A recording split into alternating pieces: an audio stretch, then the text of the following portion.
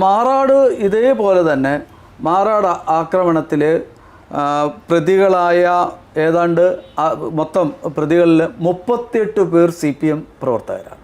അന്വേഷണ കമ്മീഷൻ കണ്ടെത്തി രേഖപ്പെടുത്തിയിട്ടുണ്ട് ആ രാഷ്ട്രീയ ബന്ധം. ഇത് മുസ്ലിം ലീഗിൻ്റെ ആൾക്കാരും NDFൻ്റെ ആൾക്കാരും CPMൻ്റെ ആൾക്കാരും മുസ്ലിം ലീഗിൻ്റെ ആൾക്കാരും ആയ മുസ്ലിങ്ങൾ സംഘടിച്ചൊരൊറ്റക്കെട്ടായി ഒരുമിച്ച് നിന്നു എന്നുള്ളതാണ് മാറാടത്തെ പ്രത്യേകത.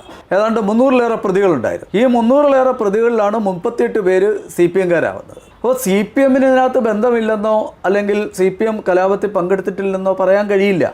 കാര്യം CPMലുള്ള മുസ്ലിങ്ങളും മുസ്ലിം ലീഗിൻ്റെ മുസ്ലിങ്ങളും NDFൻ്റെ മുസ്ലിങ്ങളും ഒരേപോലെ ചേർന്നിട്ടാണ് മറുവശത്ത് രാഷ്ട്രീയം നോക്കാതെ ഹിന്ദുക്കളെ കൊന്നു വീഴ്ത്തുകയായിരുന്നു.